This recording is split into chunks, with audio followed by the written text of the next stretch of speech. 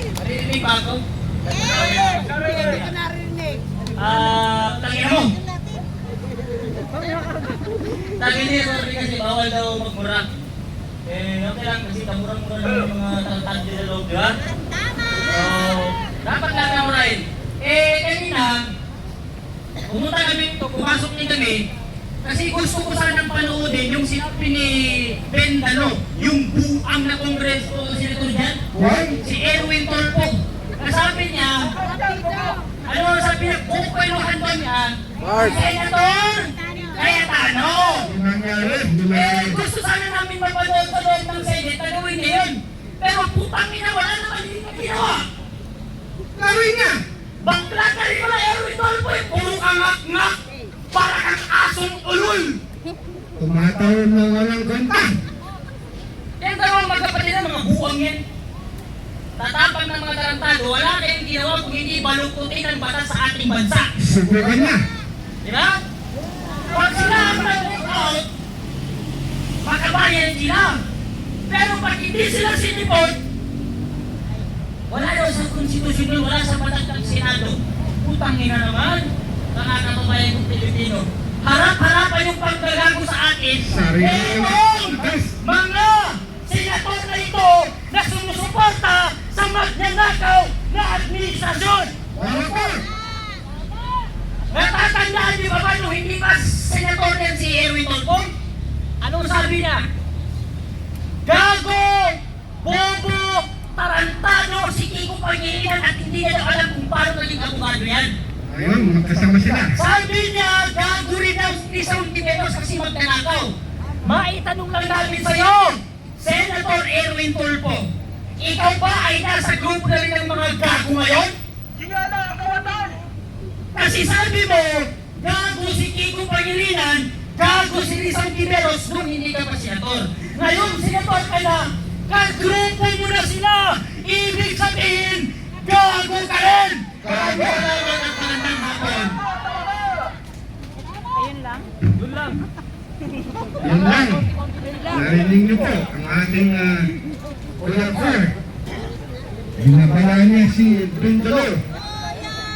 Dapat sinabi mo rin, Bindalo. Gawin mo na.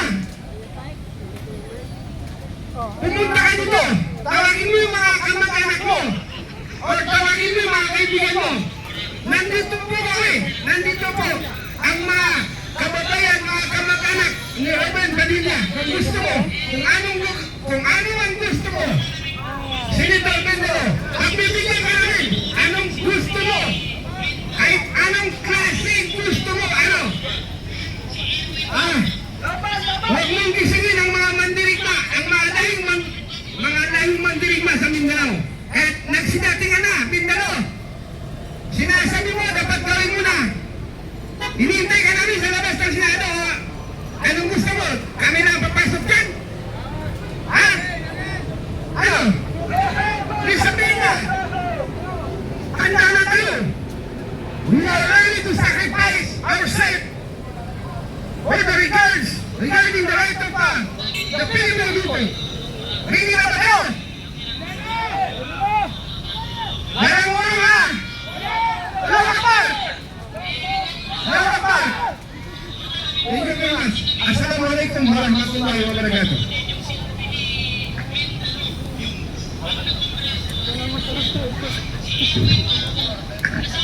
Okay, maraming salamat po, Sultan.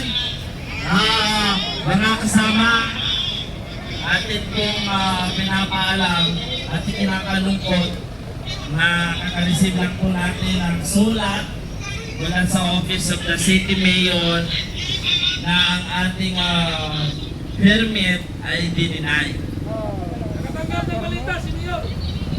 So, respeto po natin, pero sabi ko nga, patapusin nyo lang ang aming programa ngayon.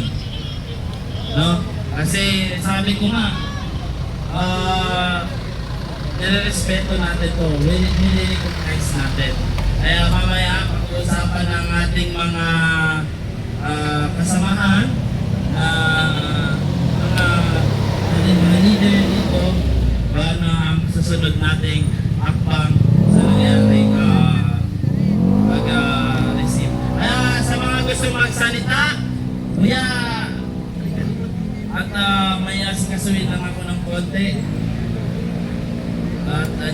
ating DRS. Asa na? Oo, palagi kayo magsasalita. Okay. Sino pa po? Kababayan? Andyan ba? Sikat! Saan na si Sikat? Sino pa po ang nais magpahayag ng saloobin? At mamaya. Okay. Magandang hapon sa lahat. Buhay mo ba? Nabalitaan naman natin ngayon na sa Mindanao ay binagsakan po ng masamang balita. Naapektuhan po ng lindol. So ngayon, dito natin makikita na pati sa ganitong sitwasyon, gagawin na namang negosyo ang pamamahagi ng bigas. Ibis ayuda, 20 lang daw kilo. Katarataduhan. Dami ang inabuso. Hindi lang karapatan ng mga matatanda, karapatan ng mga kabataan para sa kanilang kinabukasan, inabuso, ninakaw, mga walang hiya. Sobra na, tama na. Ang hagupit ng taong bayan ay nagsisimula na. Lahat yung nagbebentalo dyan, kanina ako naka-blue. Inaantay ko siya na lumabas, yayakapin ko siya hanggang mag-violet. Kaso hindi lumabas eh. Nanginig siguro yung tuhod o kulang sa pampagana. Bentalo, ito lang masasabi ko sa iyo. Lantaran na ang pera ng taong bayan. Bilang babae mo, kawawa ang taong bayan. Maraming gutom silansangan. Pero bakit yung mga nakakatanggap, mga tambay pa? Hindi nyo ba nakita yung mga nasa laylayan? Butot naman na lang namamatay, kawawa dyan sa lansangan. Tapos pinagkadarapan nyo na mamahagi kayo ng ayuda. Pero ang nakakatanggap, yun pang may mga trabaho. Pero yung mga senior citizen, nakapuspalan, paano sila? Imbis na magkasundo kayo para gumawa ng batas, nag-aaway-aaway pa kayo dyan sa loob ng Senado. Gusto nyo malaman ang katotohanan, pero gumagawa kayo ng sarili ninyong ribbon. May viral ngayon na ribbon, black ribbon, nilabas na. Nasa social media, kalat na ngayon. Ayaw nila sa blue, gusto nila doon sa itim na ribbon. Nagluluksa na kayo sa inyong bukas dahil hindi natin alam, baka kagkuman na kayo pupulutin. Kayong mga senador dyan, imbis na impeachment ang inyong tutukan, pagtuunan nyo naman ng pansin ang Anti-Elderly Abuse Act na nakabinbin sa Senado. Matagal na yan nakabinbin dyan sa inyong mga lamesa. Ano ba ang tingin nyo dyan sa mga papel na inihain sa inyo? Basura. Pag nilatag, hindi nyo man lang binigyan ng prioridad.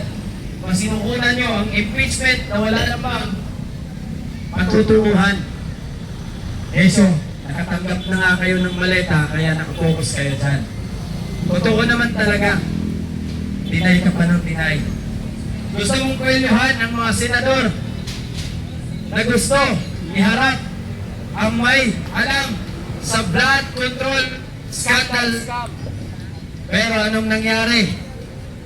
Ba't nanginig ang tuhod mo? Akala ko ba matapang ka lang pala kung may camera. Ganyan ang ugali ng tulpo. Mismo na rin ako. Nanggaling na ako sa kanya dahil ang bisikleta ko, sinabihan niyang basura. O ito yung tinawag mong basura na kaikot sa buong Pilipinas, pinaglalaban ng karapatan ng mga matatandang Pilipino. Dahil lahat naman tayo tatanda. Kaya nararapat lang na magkaroon ng batas na ipaglaban ang karapatan ng mga matatandang Pilipino para hindi maabuso ng ninuman. Nasa posisyon man, nasa loob man ng pamamahay, nasa loob man ng barangay, walang senior citizen dapat inaabuso. Dahil ang mga matatanda, haligi ng ating bansang Pilipinas. Haligi ng ating bansa. Sila ang nagbuhis ng buhay.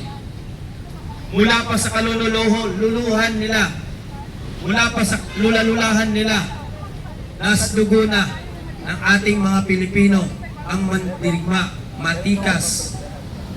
Kaya sana, imbis na mag-away-away kayo dyan, gumawa kayo ng batas para sa kinabukasan ng SK. Sinaunang kabataan at pangalagaan ang edukasyon at kinabukasan ng SK, ang henerasyon ng kabataan na gustong makapagtapos ng pag-aaral. Maraming mga out of school youth dyan. Ito, tutukan nyo ang isang solusyon na pinasok ko. Hindi ako nakapagtapos ng elementarya at ngayon nag-take po ako ng alternative learning system. Ito, bigyan nyo ng pondo. Huwag yung mga pinagbibigyan nyo ng pondo na wala namang saysay, walang halaga, walang naitulong sa ating bansa. Itong alternative learning system, tutukan ninyo para mas marami mga out of school youth at mga senior citizen na gusto pang mag-aral, makapagtapos. Maraming salamat dito sa Pasay City. Hindi man ako residente dito, tinanggap nila ako, nagpa-enroll ako. At ngayon, lubos akong nagpapasalamat din sa ating minamahal na Vice Presidente dahil sa kanyang paunlak na pagpaalala sa akin na hindi pa uli lahat. May potensyal ka para sa ating bayan. Mag-aral ka. Hindi nagkamali si Bibi sa kanyang ibinahagi sa akin na paunlak na suportahan. At ngayon, nagpa-enroll ako sa ALS at nakuha ko po ang 64.44 na grado. At maraming salamat po kay BP Inday dahil siya lang po yung bukod tanging mataas na opisyal na humarap at nakinig sa munting advokasya ng kinakalawang na bisikleta na sinabihang basura. Basura man sa paningin ng ilang magkapatid dyan na tulpo, pero malaking ambag sa ating bayan. Naisigaw ang karapatan ng mga matatandang Pilipino na narapat lang bigyan at tuunang pansin para maipasa. Para maipasa. Sana maabogado ka na. Awa lang yun. Para maipasa ito. At nang sa ganon, ang kinabukasan ng mga matatandang Pilipino ay maging mapayapa at matatag at meron silang takbuhan kung kinakailangan. Dahil sa panahon ngayon, ang senior citizen mas lalong pinapahirapan. Pupunta ng barangay, hihingi ng gamot, ang binibigay expired. Hindi naman lahat, hindi lahat ng barangay namimigay niyan. Pero meron talagang iilan. Pati ayuda, expired na din ang pinamimigay. Ngayon, sa Mindanao, antayin natin. Dahil sabi nga sa news, lumipad na daw. Ano yun? Jessica Soho, lumipad na. Lumipad ang aming team. Lumipad na daw. Papunta sa Mindanao ang ayuda. Huwag sanang abusuhin. Huwag gawing negosyo ang ayuda na para sa ating mga kababayang Pilipino na apektado ng lindol sa Mindanao. Pagdarasal natin sila na sana ay wala pong nasaktan at nasa mabuting kalagayan na po yung ating mga kapatid at naway nasa ligtas na po sila na evacuation center at makarating ang mga tubig na hindi dapat sana gawing negosyo ng korap na pamahalaang ito. Korap naman talaga. Lantaran na ang korupsyon, pati bigas binibenta na. Imbis ayuda, 20 kilo ang bigas. Kailangan pang umila, pahirap kayo sa taong bayan. Maraming salamat po, Atty. Vinci. Okay. Ayun lang, maraming salamat, Sikat. Tulad nga ng sinabi ko kanina, mayroon lang tayo pong graphical error sa pagpapareceive natin. Pero subukan natin ulit na magpa-receive ng permit sa Office of the City Mayor. Dahil alam natin na bawat ordinaryo, bawat Pilipino ay karapatan natin na magpahayag ng ating saloobin. Hindi lamang sa People's Park o sa Freedom Park. Dahil ninais natin na dito tumayo sa harap ng Senado dahil ang gusto natin, ang Senado natin ay ibalik ang demokrasya na ninakaw ng mga politiko. At hindi tayo rin papayag na patuloy tayong patatahimikin ng administrasyong ito. Nirerespeto po namin ang sulat na aking tinanggap. Pero sana, ang panawagan namin kay Mayor Calixto, Mayor, sana panahon na para hayaan mo ang mga taong bayan na magsalita at magtipon-tipon dito sa harap ng Senado dahil maliwanag na maliwanag sa inyong sinumpaang salaysay bilang mayor ng bayang ito na dapat ay hindi kayo mananahimik kung may korupsyon at iwaliang nangyayari sa ating bansa. Ito po ang ginagawa ng taong bayan ngayon ng ordinaryong Pilipino. Hindi nananahimik. Subalit, pilit nating nilalabanan ang panggigipit ng administrasyong ito. Dahil alam naman natin, karapatan ng bawat isa. Itong Senado na ito ay pera ng taong bayan. Lahat ng government facility ay welcome ang lahat ng ordinaryong Pilipino, mayaman o mahirap. Karapatan nating gamitin ito dahil pera ng taong bayan ang ginagastos dito. Karapatan ng bawat isa, karapatan nila, pero huwag naman sana abusuhin ang mandatong pinahiram sa kanila para piliting patahimikin ang taong bayan. Dahil kami, sawa na, pagod na sa nangyayaring korupsyon at hindi na kami papayag na patuloy pang ginigipit ang mga taong lumalaban sa korupsyon. Dahil nasa demokrasya tayo sa panahon ngayon. Nais nating mabawi ang demokrasya na ninakaw ng Administrasyong Marcos at iilang mga senador sa loob ng Senado. Kaya Mayor, kung mapanood mo ito, magsasubmit ulit kami ng panibagong permit sa opisina ninyo bilang pagbigay galang at pagbigay respeto sa inyo bilang namumuno sa lugar na ito. Dahil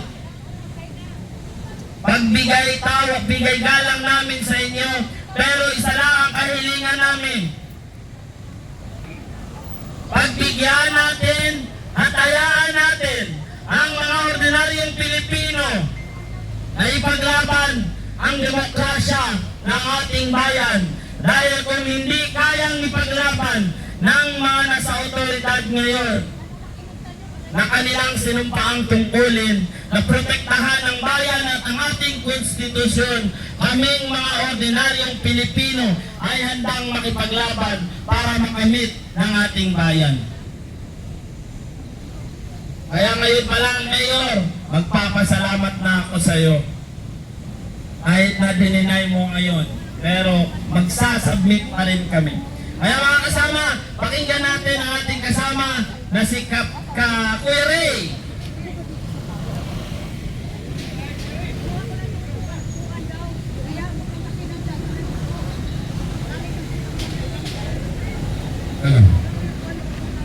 Kumusta kayo dyan? Magandang hapon po sa ating lahat. Bigang sinuspinde ni Ramos Maniacol ang Law Ribbon Committee hearing. Akala ko ba ang Ramos pang matagalan? Bakit sinuspinde agad? Kasi sila lang nandun. Walang nanunod sa kanila. Walang ibang tao. Kasi Numero 1, walang naniniwala na si Erwin Toplok ang hawak sa Blue Ribbon Committee. Wala siyang karapatan na humawak as committee chairman sa Blue Ribbon kasi isa siya sa pinangalanan ng mga brave 18 Marines na nakatanggap ng mali-malitang pira. Kaya dapat siya ang imbestigahan, hindi siya ang mag-imbestiga. Toplok ka! Noong panahon ni PRRD, noong nasa television pa yung nagtrabaho, grabe yan magkapapuri si Toplok sa mga proyekto ni PRRD. Nabigyan lang ng balita, biglang bumaliktad. Di ba? Ang pirang niyan, pinamigay sa mga pagpag sa kisunabi nyo. Kung binigay tulong na sa mga mahirap, mas marami pang matutuwa. Ilang daang libo ang binigay para lang makatikim ng mga pagpag dyan. Kami mga DRS, wala kaming kapira-pira. Pero kahapon, kung napanood ninyo yung vlog namin, tatlong may mga sakit ang dinugtungan namin ng buhay dahil sa initiative namin na magkaroon ng charity rights para sa mga matatanda.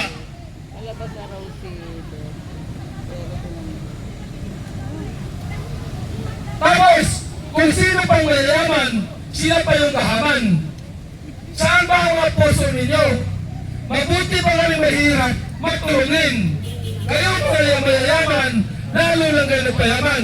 Bakit? Pag kayo namatay, madala nyo ba yung pira sa inyo? Madala nyo yung pira ninyo? Buhay pa kayo, pero ang mga kaluluwa ninyo, sunog na, patay na. Noong nakarang Biyernes, nilibing si Bishop Perez, yung obispo na talagang ibinaglaban si Duterte. Naroon ko ako, saksi mo ako. Noong pasok pa lang namin sa simbahan, nakita namin ang mga pamilya nila tumutulo ang luha. Bakit? Hindi na sila nagtanong kung sino kami. Kahit bago lang para sa paningin nila. Kasi sa suot pa lang namin ng uniforme, I am not Filipino for nothing. Duterte pa rin. Natuwa sila sa ginawa namin. Tapos, doon pa lang ako, mayroon ang mga himala na nangyayari sa buhay ko. Kaya, bago namin ilibing si Bishop, binulong ko po talaga yan kay Bishop na sana ang mga senador na nagpagulakan sa nagtutuhanan ang mga lahat ng mata nila tusokin mo, Bishop.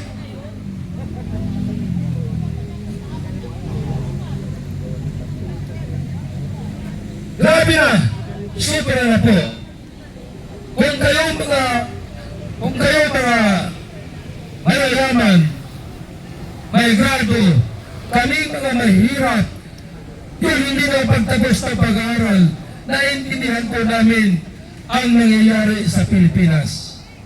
Practical po tayo. Inaabuso na po tayo. Kaya pagpayag ba kayo? Naalis tayo rito! Papayag ba kayo? Naalis tayo rito! Mag-isang buwan na tayo rito! Mag-isang buwan tayo nagtutulong rito. Araw-gabi, ulat at nilit ang sakripisyo natin narito araw-araw. Tapos paalisin tayo ngayon, ay hindi pwede yan. Kaya nanawagan po ako sa mga kapwa ko Pilipino na nanonood ngayon. Sugod na kayo dito sa Senado para malagdagan ang aming birsa dito. Kung ano mangyari ngayon, basta hindi po kami aalis dito. Yun lang po. Maraming salamat po. Okay, maraming salamat, God. Okay, ang susunod nating speaker, si Kuya.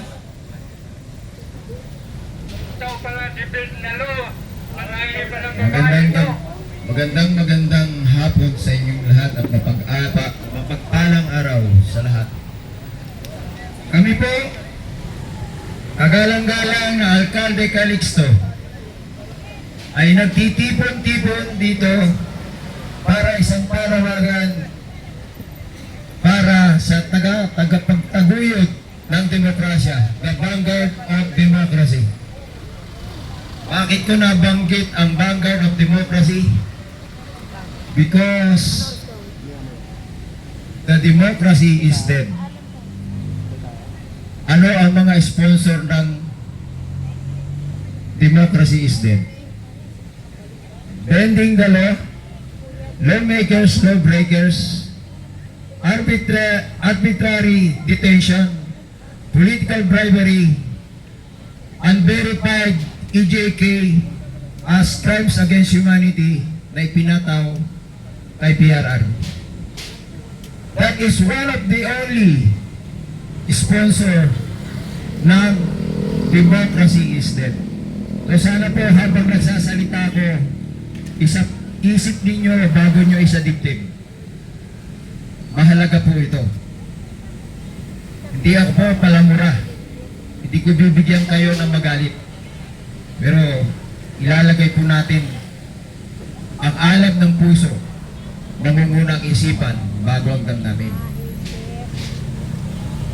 Kagalang-galang na Ginoong Alcalde Calixto, ang isang pagsadya ng iyong Kaya po siguro dininay, mga kasama, ang ating permit dahil si Pentalo ay pumunta doon sa City Hall. Siguro nabibingi na, napupuno na ang totally niya sa kakalabas natin ng baho niya rito sa harapan ng Senado. Hoy, paalala ko lang sa'yo, Senator Erwin Tulfo, magmamayari ito ng taong bayan. ng sabayanan. Hindi mo kami mapapatahimik Ama, para ilantad ang lahat ng baho mo, Senator Erwin Tulfo. tama. Dahil hindi kami natatakot sa'yo. Tama.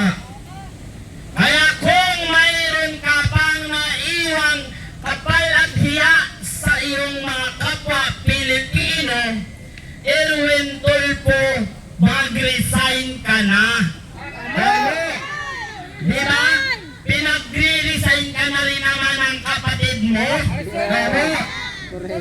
Gusto, Pasukin natin, arisuin natin Tulfo. wala si Tulfo dyan. Nasa City Hall. Ano ang ginagawa Kaya- ng Tulfo sa City Hall? Nagsimula. Siyempre sinabihan siguro si Mayor, Mayor, pag hindi mo dininay ang permit nila, wala kang maleta. Tama. Pero nirerespeto natin yun. Pero ang hindi lang natin nirerespeto ay si Erwin Tulfo dahil hindi siya respeto sa mata ng ordinaryong Pilipino. Dahil si Tulfo nagtaksil sa lahat ng taong bayan dahil nagnakaw siya mula sa kabanang bayan na maleta-maletang pera na pinaghirapan ng bawat isang ordinaryong Pilipino. Dahil ang sweldo bago natin matanggap, kaltas na ang buwis. Tama. Pag kumain ka, bumili ka, may tax na naman. Tama. Kaya patuloy tayong pinapahirapan. Kaya karapatan natin na ipamukha kay Erwin Tulfo na mahiya ka naman. Mahiya ka sa taong bayan na ninanakawan ninyo ng pera galing sa kabanang bayan. Tama. Mag-resign ka na lang, mambabae ka na lang para walang pakialam sa'yo ang ordinaryong Pilipino.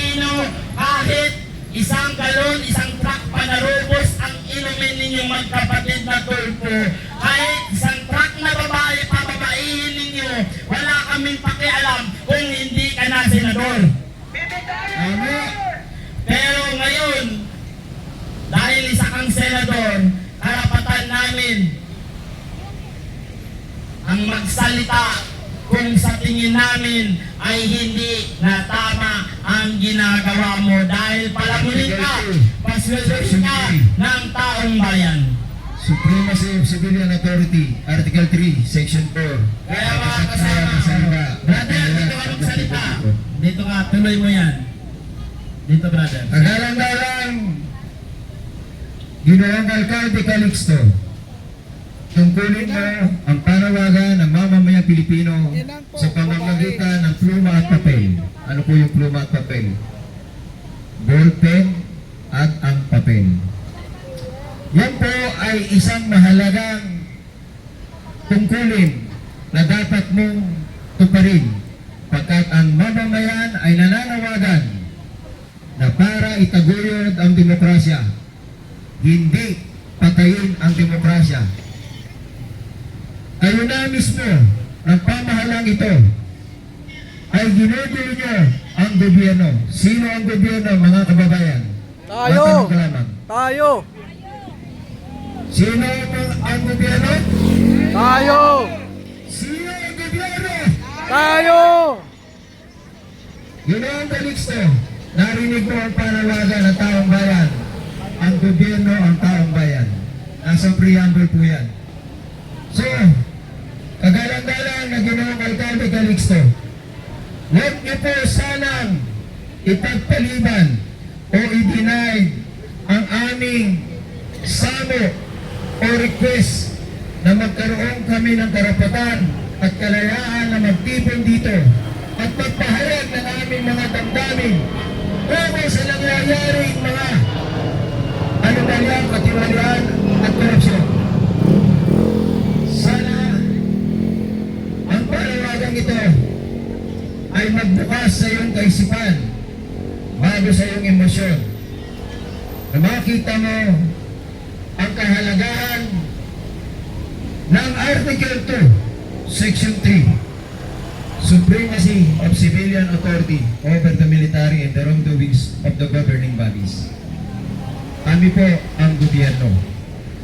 Kami po ay nananawagan sa iyo na sana po pagbigyan mo muli ang aming pagtitipon, ang aming panawagan, ang aming pagtutol sa ginagawang mga pagbaliktad ng mga batas nitong nasa Senado, maging ang nasa Kongreso. Kami po ay hindi mga pampalasang mamamayan. Kami po ay hindi pinapatay ng kasundaluhan at ng kapulisan. Kami po ay mapayapang naglalahad ng aming mga hinaing base sa nangyayari, base doon sa mga dapat na talakayin katulad dito sa paglalahad sa pamamagitan ng pananalita. Kami po, ito ang aming sandata na siyang nakalagay sa konstitusyon. Agalang-galang na Ginoong Calixto, ako po ay alkalde ng bayang ito na nasasakupan. Ang mamamayan na nagtitipon-tipon dito ng mapayapa ay isang bahagi po yan na nakasaad sa konstitusyon. Ito po ay ang mandato. Ano po ang mandato ng mga mamamayang Pilipino? Gusto ko lang pong maliwanagan sa lahat na nandito. Ano po ang